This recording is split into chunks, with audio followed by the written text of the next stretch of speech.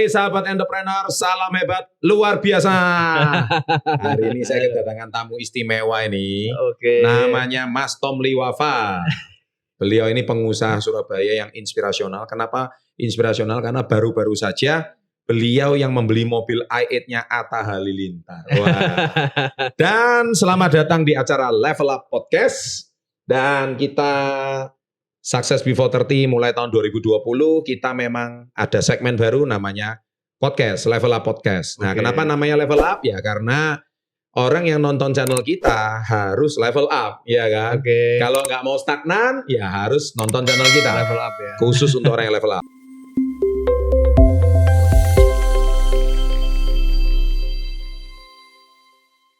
Selamat datang di channel Success Before 30. Terima kasih udah Mas Tom. Ini nek Mas Tom iki kan arek Surabaya. Oke. Saya juga jarang ngomong basa Jawa di channelku dhewe. Oke. Iki kudu ngomong basa Jawa iki. Kudu ngomong basa Jawa sesekali ya kan. Jadi biar orang ketawa-ketawa ini ya kan. Oke, Mas Tom boleh diceritain sedikit ceritanya itu lahir di mana? Om, jadi sebenarnya banyak yang kegocek ya. Jadi banyak yang menyangka saya ini dari Surabaya, padahal saya ya memang orang tua saya Surabaya Om sebenarnya. Betul. Cuma saya dulu lahirnya di Mojokerto. Di Hmm. keluarga yang sangat sederhana. Dari ya bisa dibilang kurang lah Om ya. Jadi kita untuk kuliah pun dulu saya mau nggak mau harus jualan juga, nyambi-nyambi juga. Keren. Dan saya di S1 saya pun saya nggak di kampus yang lumayan perlente ya kan. Kalau sekarang kan lumayan ya kan. Saya sekarang di Universitas Putra, ya, which is dimana sebenarnya kalau di UC ini kan memang sudah levelnya menengah ke atas ya Om. Ini sebelum ke UC. Siap. Saya cerita dulu soal lahir kan. Nah, jadi lahir tuh dari keluarga biasa-biasa di Mojokerto. Iya benar. Nah, terus dulu orang tua itu apa? Backgroundnya itu apa? Jadi gini, orang tua saya sebenarnya dulu karyawan. Jadi orang tua Jadi saya nggak ada background pengusaha sama sekali. ada, tapi nanti ini Om, memang agak di akhir gitu. Jadi orang tua awalnya saya itu kan awalnya dari karyawan biasa. Jadi karyawan biasa. Habis itu karena pada waktu itu sakit-sakitan Om. Akhirnya jadilah entrepreneur. Tapi sih sebenarnya belum bisa disebut entrepreneur sih sebenarnya sih. Kayak ya dagang gitulah, dagang biasa aja. Ya pengusaha pemula lah. Bener Om. Level berapa Om? Level 1. Level 1 ya. Masih level 1. Saya karena sering juga 5 level pengusaha. Bener, kan? Saya dengerin juga kan di video-video Om Chandra kan cukup inspiratif banget. Betul. Dan keren sih. Level 1. Nah, level 1. Terus waktu itu usia berapa? Mas Tom berapa saudara? Saya 2 bersaudara. Sekarang usia saya masih before 13. Keren. Ini toko Success Before 30 guys. Ya. Kalau sukses biar orang lain yang menilai lah. Kalau before 30-nya emang iya. Ya. 2 saudara yang gede atau yang kecil? Saya yang kecil. Yang kecil. Ya. Kakak cowok cewek? Cowok. Sekarang kakak saya ikut kerja di usaha saya juga. Oke, keren ya. Jadi bisa membantu kakak. Iya. Terus ayah masih ada, Ibu? Masih ada. Masih ada ya? Masih ada. Oke. Terus akhirnya kapan kan kalau Anda lihat Instagramnya ya silakan Anda stalking Instagram. Nama Instagramnya apa itu? Tom Liwafa. Tom Liwafa. Nah di situ beliau sering kali posting tentang kehidupan masa lalu beliau. Ya saya lihat. Nah itu ada rambutnya panjang itu ceritanya gimana itu? Mantan anak band atau gimana itu ceritanya? Dulu SD-nya di mana? Boleh diceritain sedikit? Jadi gini ya, pada waktu kecil dulu memang saya habiskan waktu saya di Mojokerto sama di Gresik Om. Ya saya lumayan pindah-pindah sih memang dulu. SMP, SD itu kan beda-beda. Terus kuliah juga di Surabaya. Tapi sebenarnya nggak terlalu jauh juga. Ya sekitar kayak Mojokerto itu kalau sama Surabaya itu kayak Bekasi sama Jakarta gitu lah kurang lebihnya.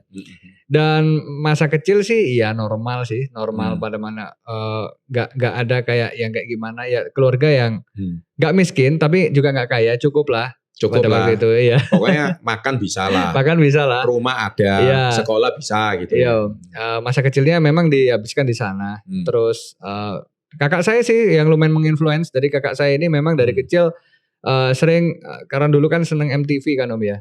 Seneng MTV. Ya, itulah kenapa saya akhirnya seneng musik rock. Oh, awalnya tuh gitu. Iya, benar. Loh, waktu kecil kan namanya anak-anak remaja. Benar. Nah, waktu masih kecil remaja itu kegiatannya apa sih? Kan namanya anak remaja itu kan energinya berlebih. Benar. Biasanya orang main sepak bola. Nah, itu benar. Nah, itu gimana itu ceritanya? Gini Om, saya dari kecil memang lumayan energik ya. Jadi pada waktu itu hobi-hobi saya agak lumayan aneh-aneh sih Om. Saya dulu suka skateboard, saya juga skateboard. Ya sedikit-sedikit sebenarnya bisa.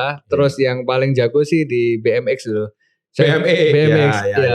Saya BMX stylenya di Flatlander. Kan BMX ada BMX Pro, ada Flatlander. Saya dulu di Flatlander. Jadi kayak ngetrik dulu lumayan bisa sih. Guys, berarti dari cerita ini kita tuh bisa narik kesimpulan sebenarnya Mas Tom ini juga tidak ada bedanya sama anak-anak muda pada umumnya sekarang. Iya, sama kayak gitulah. Jadi bukan berarti itu backgroundnya anak pengusaha sukses. Bukan. Sekarang bisnisnya bisa gede. Bukan kan ya? Bukan. Ternyata sama seperti kita pada umumnya, ya kan? Jadi namanya remaja semua ya kayak ngono lah ya. Ya, dulu sering ya baca-baca kartun, saya kan One Piece, Naruto juga seneng juga. Jadi nggak ada bedanya sama kita sebetulnya. Oke, lanjut langsung SMA-nya di mana? Dulu SMA di SMA Taman Siswa Mojokerto. Oh, masih di Mojokerto. Jadi memang dari kecil Surabaya numpang lahir aja. Jadi orang tua memang Surabaya, tapi saya lahir di Mojokerto, dan tumbuh besar memang di Mojokerto. Nah, itu lingkungannya seperti apa? Apakah itu lingkungan anak-anak pengusaha semua? Enggak, saya lahirnya di kampung, Om. Nah, sumpah kampung banget. Jadi, kampung ya? Kampung banget. Jadi teman-teman itu rata-rata teman-teman itu anaknya mungkin anaknya orang PNS atau guru atau gimana gitu. Ya, memang kalau lingkungannya dulu kan ya PNS itu menjadi salah satu yang keren pada waktu saya kecil. Jadi PNS ya kan, teman-teman yang jadi pegawai negeri di instansi pemerintahan ya kan, kayak mempunyai pangkat itu sesuatu yang keren sih. Iya pasti. Ya tapi karena memang sebenarnya kakak saya sih yang banyak menginfluence. Jadi kakak ini memang dari kecil sukanya memang lihat musik indie kayak gitu kan. Jadi dulu memang saya senang sekali untuk ini Om. Jadi apa ya, saya tuh rasanya kalau misal saya tinggal di lingkungan yang sama itu bisa untuk awal-awal, tapi lama-lama gatel. Jadi kita kan nonton ada pasti terpengaruh dong. Iya benar. Iya kan, waktu itu figurnya nonton TV kan. Nonton TV dan waktu itu siarannya MTV gitu. Benar. Kelihatannya cool dan keren gitu. Keren banget. Wah, gue juga mau coba seperti itu. Benar. Nah, itu namanya gairah muda kan ya. Iya. Nah, terus.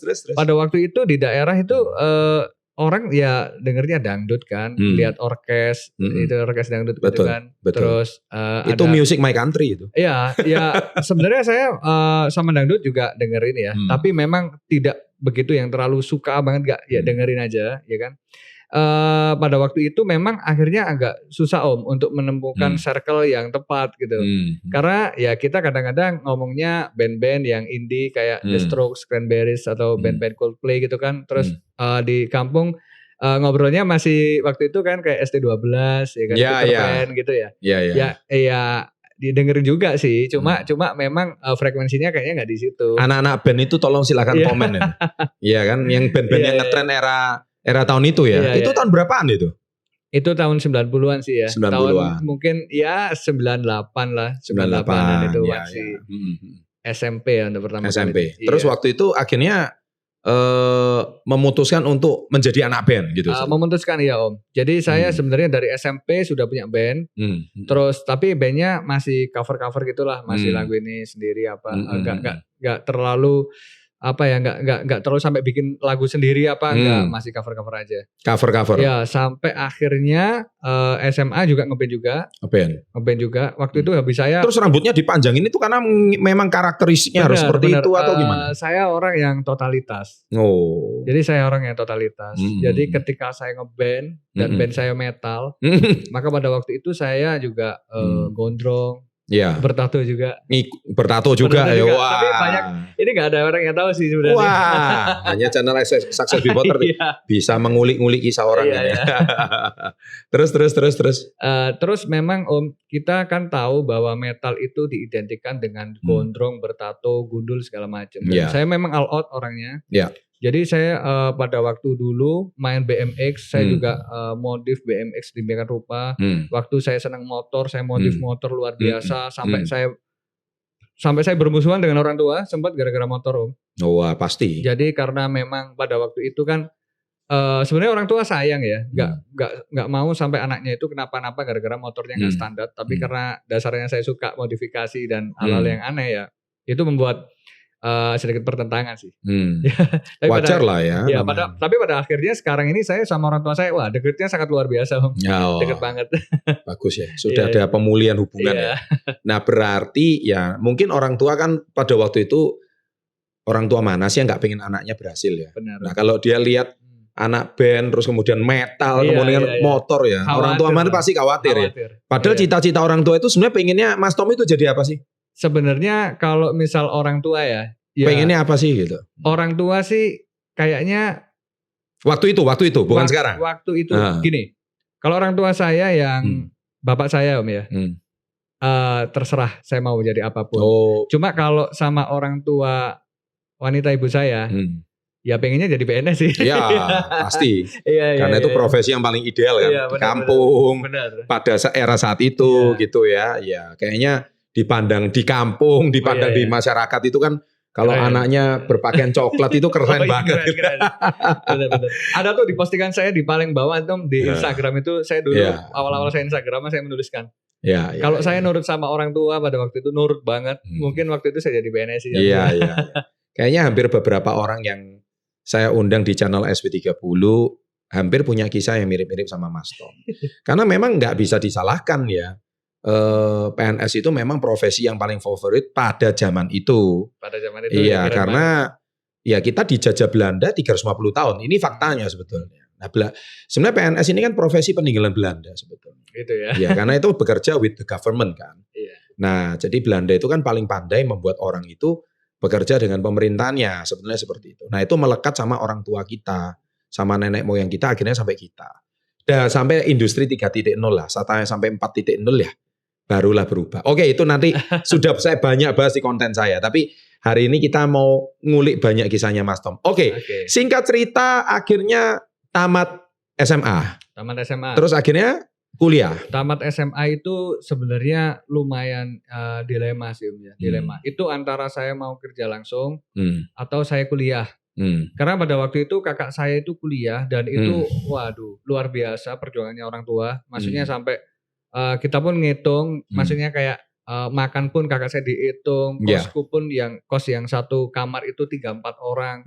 Kakak saya sih kasihan banget pada waktu itu kan. Dengan saya lihat kayak gitu, saya tuh kayak ngerasa, aduh kayaknya enggak deh, kayaknya aku enggak usah kuliah deh. Soalnya kakakku aja kayak gini gitu loh. Aku malah membebani juga. Nah, tapi karena orang tua ini juga menurut saya juga mengupayakan Om ya. Akhirnya saya tes lah di Surabaya. Pada waktu itu tes di salah satu kampus negeri gitu lah Om. Gak keterima lagi. Itu semua mahasiswa pasti galau ya. Kalau udah UMPTN waktu itu ya. Tapi ujian sampai masuk negeri gak keterima itu rasanya gimana gitu ya. Jadi udah males. Terus kemudian kita tesnya di yang negeri gak keterima lagi. Aduh. Wah. Kayaknya susah. Waduh. Jadi perasaannya itu hancur ya. Namanya mahasiswa itu kan berharap diterima di perguruan tinggi negeri favorit gitu ya. Benar. Akhirnya gak keterima gitu ya. Gak keterima. Iya, kalau hari ini Anda jadi keterima perguruan tinggi, nasib jalannya nggak punya Devation Store itu. Itu Om, kalau pada waktu itu saya keterima di perguruan tinggi negeri ya kan, belum tentu saya sampai di level ini. Nah, belum tentu datang ke ini ya, channel podcast saya. Oke, kembali ke cerita nggak diterima. Akhirnya diterima di mana? Swasta? Jadi pada waktu itu Om, saya coba untuk datang ke hampir semua kampus yang ada di Surabaya, karena saya senang survei-survei juga, senang juga kan. Semuanya akhirnya gini Om, karena kakak saya kan waktu itu kan di ITAS ya, kakak saya di ITAS, jadi saya ke situ karena kakak saya ITAS dapat potongan.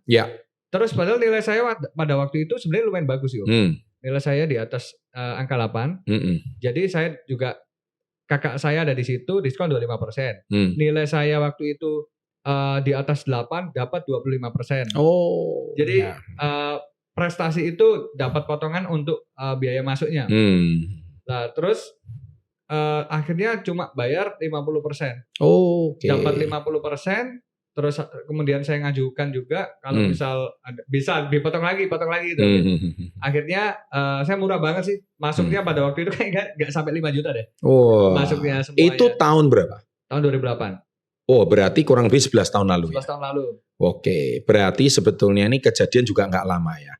Nah guys, saya mau cut dulu di sini. Anda harus dengar bagi adik-adik mahasiswa atau yang sekarang masih SMK atau masih SMA, Anda ini kan galau. sering bertanya di kolom komen, saya ini enaknya kuliah jurusan apa? Supaya bisa kayak Om Chandra itu ngomongnya kayak Om Chandra, punya prestasi kayak Om Chandra itu ngomongnya itu enaknya kuliah jurusan apa? Loh saya mana bisa jawab.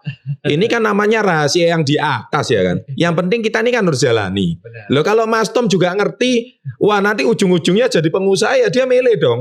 Tapi kan namanya kita ini kan juga nggak tahu, ternyata di balik musibahnya nggak diterima di perguruan tinggi negeri, malah keterima di swasta dengan harga murah, dan siapa tahu 11 tahun kemudian kisah hidupnya berubah drastis gitu loh.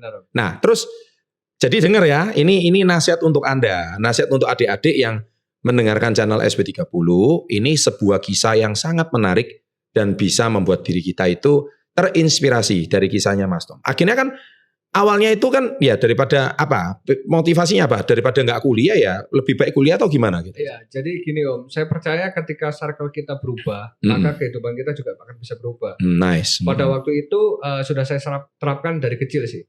Ketika saya pengen jadi waktu itu di Mojokerto ngeband ya kan, bandnya menjadi hebat ya, mau nggak mau saya harus nongkrongnya sama yang paling hebat juga di daerah situ. Iya, iya. Ketika saya kuliah juga sama, maksudnya paling tidak ketika saya kuliah di Surabaya, circle saya akan jauh lebih baik daripada ketika saya di daerah. Pada waktu itu seperti itu. Bagus, berarti meskipun terkenal di band daerah akhirnya, tapi belum sampai ke kancah nasional belum ya? Belum. Tapi kalau kancah Surabaya sudah ada nama ya? Pada waktu itu band di Mojokerto belum, masih jagoan di kotanya saja. Oke. Terus kemudian di Surabaya baru saya bikin band lagi ketika kuliah. Jadi melanjutkan hobi lama. Bikin kelompok band di kampus atau gimana? Jadi waktu itu memang sebenarnya ya historinya agak kurang keren sih. Kalau misal band-band metal lainnya kan rata-rata ambil dari orang yang memang berpotensi segala macam. Saya enggak. Saya kumpulkan teman-teman yang ada di ITAS. Untuk saya rekrut, terus kemudian saya poles menjadi band yang namanya Razor Bloods Terror.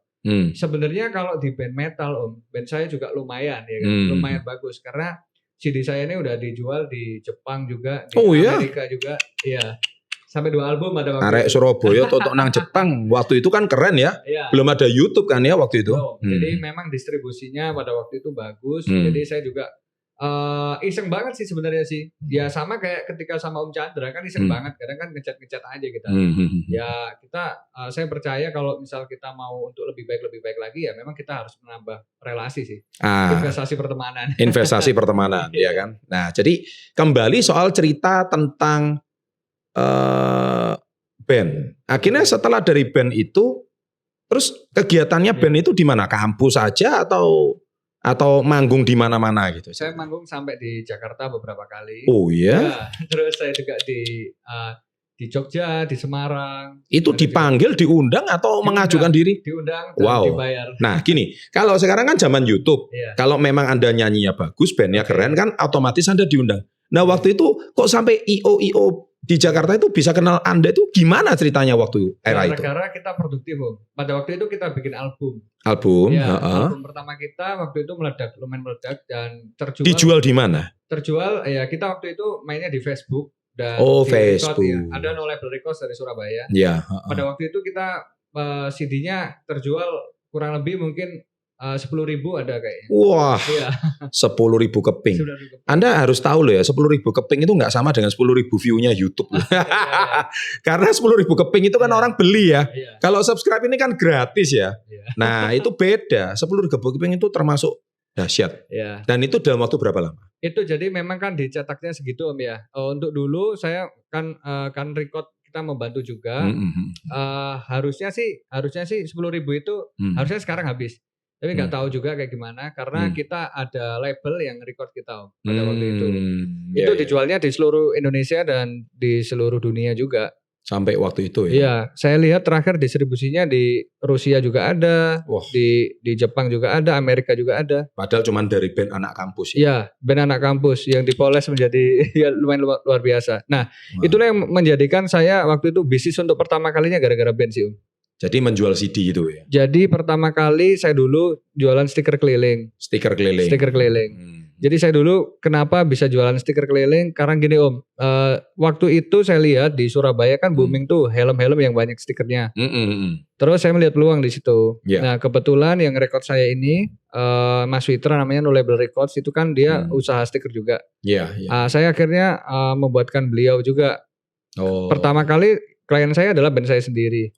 Saya membuatkan beliau, saya juga keliling Surabaya untuk menawari juga ke distro-distro. Jadi distro Surabaya sih sampai hari ini kayaknya saya masih berhubungan baik deh. Nah, berarti memang sudah ada bakat bisnisnya dari situ. Dan situ. Itu bukan terpikir keren atau gimana. Enggak. Kan banyak orang bertanya, bisnis itu saya bingung mau mulai dari mana. Waduh, awalnya nggak keren banget. Kita pakai motor Mio kuning gitu kan, kemana-mana bawa stiker. Ya ordernya dulu juga nggak banyak sih. Lihat itu ya kisah beliau ya. Ini nanti dilihat dari Instagramnya beliau ini kan betul-betul beliau dari nol ya waktu itu kondisinya. Itu modal dari mana? Kan selalu banyak anak muda, saya nggak punya modal. Iya benar. Jadi gini Om, kalau ada teman yang bilang saya nggak punya modal dan berbagai macam alasan, menurut saya itu ya mereka lemah aja sih menurut saya.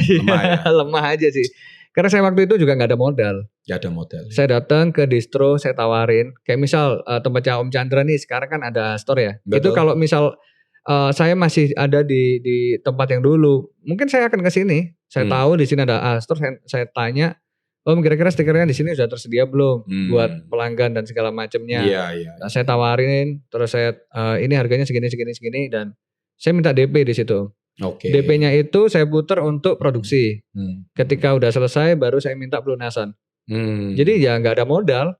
Betul. Nggak ada modal ya. Jadi modalnya itu cuma modal keliling aja. Sama modalnya si pemilik toko kan. Bener. Gitu. Tuh guys, jadi artinya kalau Anda bilang selalu ngomong nggak punya modal, tunggu dimodalin dan sebagainya, kebanyakan malah bisnis itu berantakan gitu. Iya. Tapi inilah dari kisahnya Mas Tom membuktikan tips yang beliau bagikan ini bisa menggunakan modalnya orang lain kan. Dan itu untuk DP. Itu luar biasa sekali, inspiratif banget. Dan itu awalnya berbisnis dari band tersebut. Dari band tersebut. Dan akhirnya band itu mulai terkenal.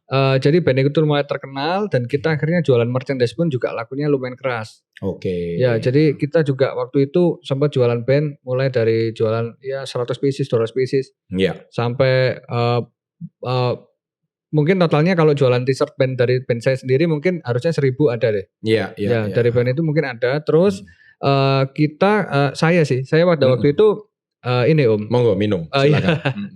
Jadi pada waktu itu sih saya nggak berhenti di band saya aja.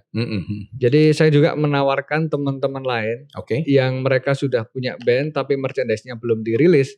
Mau nggak saya rilisin? Itulah Om pertama kali saya mempunyai lumayan banyak duit. Jadi dari situ sih. Dari kalau stiker sih nggak terlalu banyak menguntungkan banyak uang ya kan. Tapi pada waktu itu karena nama saya bagus di stiker, saya punya nama baik dan itu mengantarkan saya untuk mereka percaya ketika merchandise-nya saya rilis. Karena banyak sekali Om ya, band-band di Surabaya juga ketika mereka mau memasarkan itu juga ternyata mereka nggak berhasil juga kadang-kadang. Kadang-kadang bandnya bagus, tapi ternyata cara untuk berbisnisnya kurang. Jadi yang beli cuma teman-temannya sendiri dan ujung-ujungnya nggak laku kadang-kadang. Nah, saya punya sistem dan saya punya relasi yang cukup baik di luar kota bahkan luar pulau. Jadi begitu ada band t-shirt yang saya rilis, itu kadang-kadang sampai t-shirt yang belum selesai, belum kelar, itu udah sold out. Jadi ibaratnya zaman sekarang PO ya. Iya, di PO kan dulu pada waktu itu. Jadi di PO kan dulu itu 1 band, 2 band, 3 band sampai mungkin ratusan band yang saya sudah kerjakan. Dan ketika brand saya sudah besar, waktu itu Mortalium ya namanya ya. Saya bikin merchandise saya sendiri.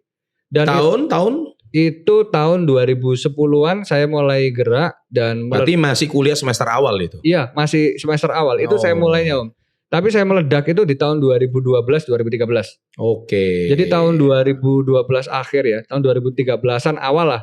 Itu benar-benar saya quantum leap ya. Saya menemukan $1 billion pertama saya di situ. Wah, keren. Iya, jadi $1 billion dari merchandise saja di usia pada waktu itu berarti 2013 23 tahun itu. 23 tahun saya. Itu mendapatkan 1 miliar pertamanya. Keren. Dapat 1 M pertamanya di 23. Itu satu hal yang sangat luar biasa loh ya. Guys ya, jadi itu sesuatu yang sangat inspirasional bagi anak muda yang tidak punya modal. Iya. Modalnya kayak arek Surabaya ngomong bonek gitu ya. Modal nekat tok. Bondol nekat toh. Ini sangat-sangat luar biasa sekali. Oke, terus akhirnya belum punya toko. Waktu itu punya toko, tapi tokonya itu benar-benar sangat apa ya, sangat menyedihkan sih. Maksudnya saya dari kos, dan kos saya dulu itu ada satu kamar gitu, kos lain. Kan saya kan ada kamar ya kan, kamar nganggur satunya. Ya itu saya buat stok gitu dulu. Terus kemudian saya ngontrak rumah, ada kayak ruang tengahnya gitu.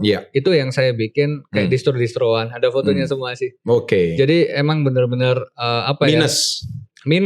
Segala keterbatasan ada. Banyak sekali dulu Om itu kadang-kadang itu mirisnya seperti ini. Saya kan beberapa reseller kan luar kota. Betul. Luar kota ini udah pada punya toko dan orang-orangnya juga umurnya sudah lebih dari saya semua kan. Betul. Ketika waktu itu lihat brand saya yang bagus, ya kan. Terus kemudian datang. Sebenarnya datang tuh saya malah nggak mau. Kenapa? Malu sebenarnya. Malunya kenapa? Pada waktu itu saya di di rumah-rumah gitu loh Om. Di garasi gitu loh. Jadi di garasi, begitu orang datang ke tempat saya itu kaget. Kok tempatnya seperti ini? Bukan kaget karena bagus, karena jelek karena waktu itu. Ya, tapi saya berpikir kalau misal ya suatu ketika saya bakal punya toko yang bakal bagus. Nah, ini loh guys, luar biasa. Orang yang nggak punya toko, kan banyak orang ngomong, wah, kan salah satu video saya yang paling sukses itu dari mana bisnis besar itu dimulai. Benar. Banyak orang pikir tuh harus punya tempat keren dulu. Baru bisnisnya bisa gede. Ternyata keliru kan? Enggak seperti itu. Dari Mas Tom ini sebagai salah satu bukti, terbukti kalau video itu memang ada figur nyatanya. Seperti kayak Mas Tom kan. Jadi saya bilang tempat itu adalah nomor 6, bukan nomor 1. Oh ada videonya Om? Ada. Oh, nanti tak lihatlah. Iya, itu videonya hampir 6 juta view. Waduh. Padahal untuk konten bisnis tuh. 6 juta view, tapi gak kalah sama musik, gak kalah sama hiburan. Itu bermakna kalau saya ngomong di situ itu karena memang benar. Nah 6 juta view, terus saya bilang tempat itu nomor kesekian. Banyak orang harus tempatnya keren dulu baru. Saya ngomong lah gorong bisi lah jogrok di sini. Nggak bisa. Nah, orang kadang keliru sih. Keliru kan ya di situ. Orang keliru. Kadang kerennya itu diduluin. Tapi ternyata bisnisnya hancur-hancuran. Nah, sama kayak hari ini Om. Sebenarnya kan banyak banget pertanyaan kan. Kayak misal ngapain sih beli mobil ya, abilitas dan segala macam. Ya bukannya apa-apa. Saya sudah berbisnis itu udah 11 tahun lalu. Dan saya dari 11 tahun lalu tuh saya nggak pernah ngapa-ngapain meskipun saya bisa. Yes. Mungkin pada waktu tahun 2014-15 saya mau pamer-pameran, mau beli mobilnya si Atta pun, maksudnya dengan budget segitu pun saya bisa. Tapi nggak saya lakukan. Iya. Karena pada waktu itu saya berpikir kalau kita harus kuat dulu secara finansial. Menunda kenikmatan. Jadi saya benar-benar finance dan accounting semua saya sudah saya inikan semua Om. Sudah saya persiapkan. Jadi ketika saya beli sekarang beberapa mobil-mobil ya kan. Karena di rumah juga ada beberapa mobil juga ya kan. Ya bukannya apa-apa. Saya sudah ada hitungannya semua. Nah, bagaimana saya harus spend money untuk senang-senangan, gimana untuk build bisnis. Ya. Gini ya, banyak anak-anak muda ini kan cuma melihat kerennya mobil doang. Iya. Tapi mereka nggak tahu bagaimana mobil itu justru harus bisa scale up bisnis kita kan. Iya benar Om. Oh iya dong. Ini akal. bagi orang yang paham. Iya. Selain scale up bisnis kita, mendapatkan promotion yang gratis, dan yang ketiga kita nikmati hasil kerja keras kita. Nah kalau anak muda ini kan enggak. Mungkin bukan selain satu menikmati dulu, pamer dulu, keren dulu, jogrok belakangan di situ. Nah ini kan banyak orang enggak pahamnya di sini. Enggak paham kadang. Nah ini makanya bedanya pebisnis tulen sama enggak itu di sini ya guys ya. Nah oke, kita lanjut soal tadi cerita tentang mendistribusikan merchandise Mortalium. Itu akhirnya booming 2013 sampai 2000 berapa sampai itu? Tahun 2016-an. Nah terus akhirnya waktu itu kenapa kok 2016 itu kenapa kok enggak bisnisnya dilanjutin atau gimana? Kita harus bangun kapal lain sebelum kapal utama kita tenggelam. Jadi ada beberapa yang saya bisnis sampai hari ini pun saya masih build bisnis beberapa bisnis lain Om.